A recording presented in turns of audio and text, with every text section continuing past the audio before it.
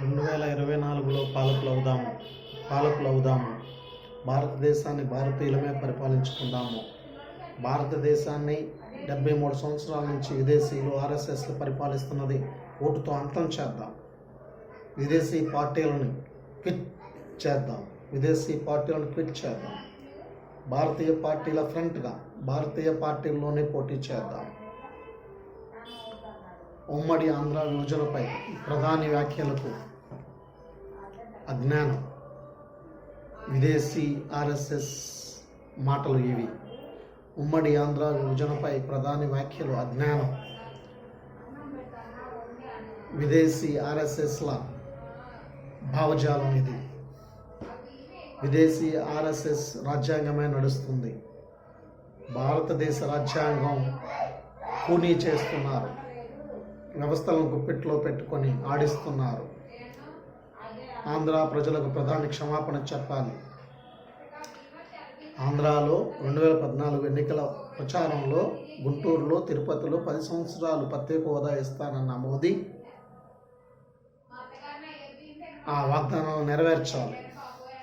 Parliament హామీలు నెరవేర్చాలి. విభజన హామీలు నెరవేర్చాలి. విభజన లోటును ఇవ్వాలి. విభజన పరిశ్రమలను ఇవ్వాలి. విభజన ఇన్స్టిట్యూషన్స్ని ఇవ్వాలి. ఇది మాని గతంలో జరిగిన వాటిని విమర్శించడం అజ్ఞానం. చట్టసభల సభ్యులపై కేసులను సత్వరం విచారించాలి.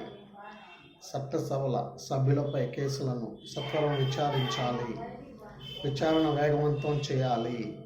ప్రస్తుత మాజీ ఎంపీలు, ఎమ్మెల్యేలు, ఎమ్మెల్సీలపై నమోదైన కేసులు, ఈ నిందితులు చట్టాలు చేస్తే దేశానికి ఎంత కీడు.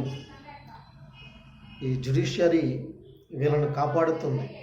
ఈ జ్యుడిషియరీలో ఉన్న విదేశీ ఆర్ఎస్ఎస్ వాదులందరినీ వెంటనే తరిమి కొట్టాలి, తీసిపడేయాలి. భారతీయుల ఓసీ, సుద్దులు, కాపురెడ్డి, కమలకు, బీసీలకు, మహిళలకు, అన్ని కులాలకు న్యాయమైన వాటా జ్యుడిషియరీలో ఇస్తే భారతదేశం బాగుపడుతుంది. గుప్త నిధినిచ్చిన అమర్చంద్ బాంతియా కీలక సమయంలో తన ప్రత్యర్థికి గుప్త సాయం చేశాడు.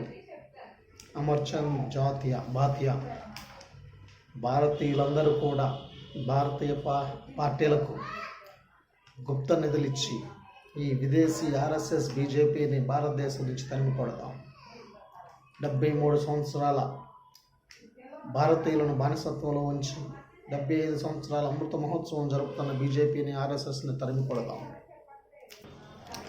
బీటలు వారుతున్న సౌభ్రాతృత్వం.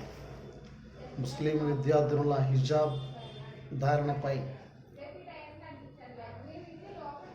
కర్ణాటక కళాశాలల్లో పెచ్చరిల్లిన అనవసర వివాదాలు. పసిమెదళ్లలో వైషమ్యాల విషాన్ని నింపుతున్న బీజేపీ, ఆర్ఎస్ఎస్ వీళ్ళు విదేశీయులు. బీజేపీ పాలిత రాష్ట్రాల్లో హిందుత్వ పేరిట పడచూపుతున్న పడపోకడలపై కొన్నేళ్లుగా విమర్శలు.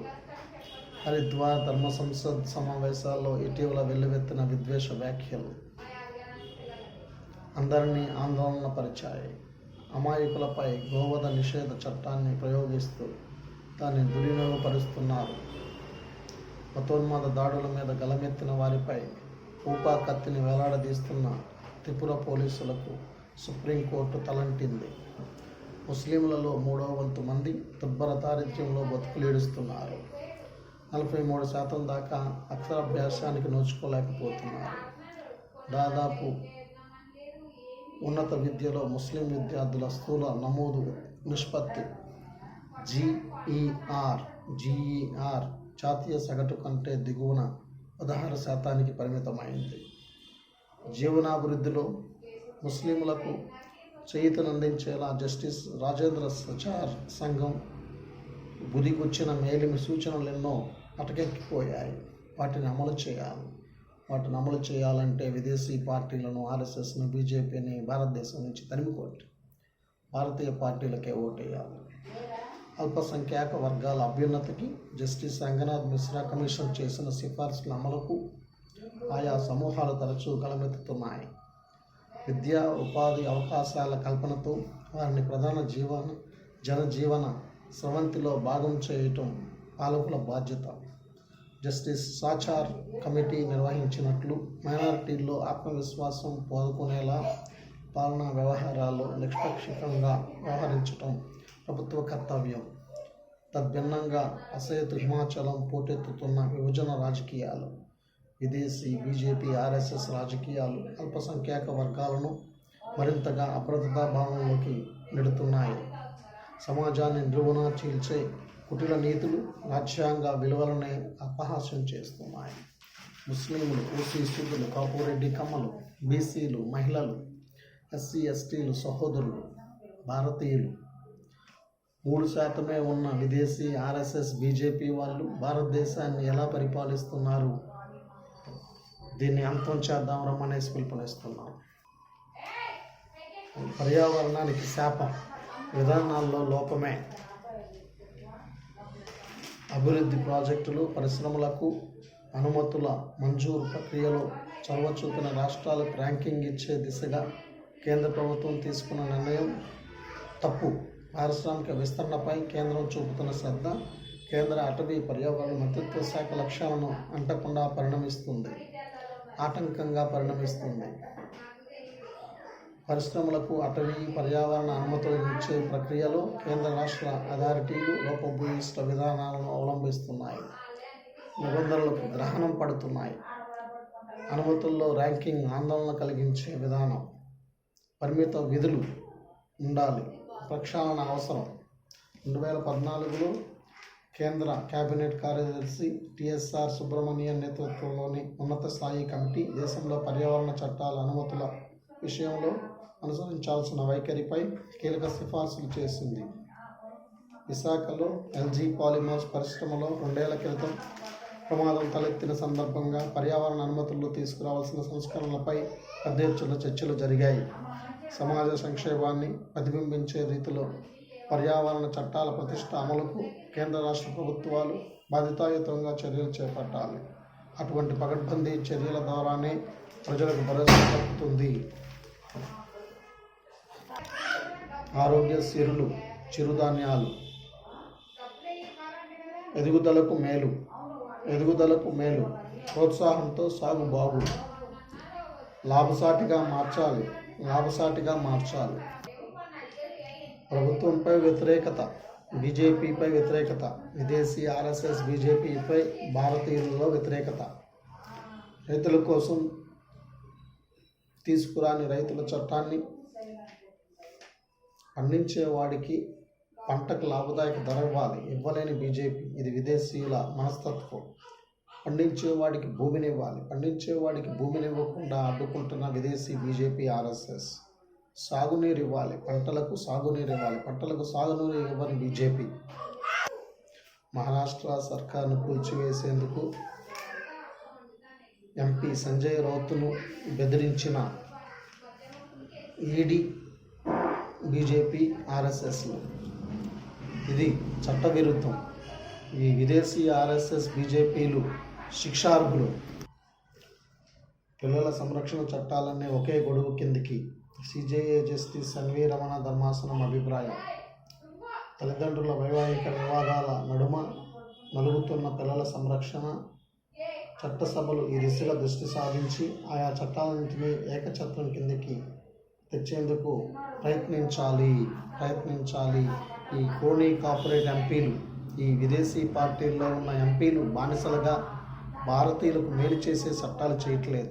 భారతీయులకు మేలు చేసే చట్టాలను అమలు చేయట్లేదు. ఇది దుర్మార్గం, ఇది అన్యాయం. ఏపీ సీఎం జగన్తో సినీ ప్రముఖుల భేటీ కాదు కావాల్సింది. ఈ క్రోనీ కార్పొరేట్ హీరోలు నాగార్జున, వెంకటేష్, బాలకృష్ణ, చిరంజీవులు కాదు సినిమా పరిశ్రమ అంటే. తమ్మారెడ్డి చెప్పినట్లు ఫిల్మ్ ఛాంబర్ ప్రతినిధులను కూడా పిలవాలి. భేటీ తర్వాత టికెట్ ధరలు, ఇతర అంశాలపై స్పష్టత వస్తుందని ఎదురు చూస్తున్న ఆంధ్రప్రదేశ్ సినీ పరిశ్రమ. భారతదేశాన్ని పరిపాలించుకుందాం, ఆంధ్రప్రదేశ్ని పరిపాలించుకుందాం. భారతీయ పార్టీలలోనే సమాజ్ పార్టీ లాంటి పార్టీలలోనే పోటీ చేద్దాం. 2024లో పాలకులు అవుదాము. 2022లో పాలకులు అవ్వటానికి కావాల్సిన పనులు చేద్దాము. 13వ తారీఖు గుంటూరు, విజయవాడ, ఉండవల్లి రాజగృహాల్లో జరిగే రాష్ట్ర సభకు మిమ్మల్ని అందరినీ ఆహ్వానిస్తున్నాము. 20వ తారీఖు జరిగే రాష్ట్ర సభకు, ఒంగోలులోని జరిగే రాష్ట్ర సభకు మిమ్మల్ని అందరినీ ఆహ్వానిస్తున్నాం. 27న జరిగే విశాఖపట్నం డాక్టర్ అంబేద్కర్ భవన్లో జరిగే రాష్ట్ర సభకు, మాలల సభకు మిమ్మల్ని అందరినీ ఆహ్వానిస్తున్నాం. 13 జిల్లాల్లోని మాలలు రమ్మని ఆహ్వానిస్తున్నాం. ఏప్రిల్ 27న జరిగే మహిళల రాష్ట్ర సభకు సిద్ధం కావాలని మహిళలకు పిలుపునిస్తున్నాం. మన దేశాన్ని మనమే పరిపాలించుకుందాం. విదేశీ ఆర్ఎస్ఎస్ బీజేపీ వాళ్ళని పార్లమెంట్ నుంచి క్విట్ చేద్దాం. విదేశీ ఆర్ఎస్ఎస్ బీజేపీ వాళ్ళని జ్యుడిషియరీ నుంచి క్విట్ చేద్దాం. ఆల్ ఇండియా సర్వీసెస్ నుంచి క్విట్ చేద్దాం. మీడియా ఎడిటర్స్గా క్విట్ చేద్దాం. భారతీయులమే వ్యవస్థ అంతటిలో అన్ని కులాలకు న్యాయమైన వాటాతో భారతదేశాన్ని పరిపాలించుకోవటానికి ఓటును వాడుకుందామనేసి పిలుపునిస్తున్నాం.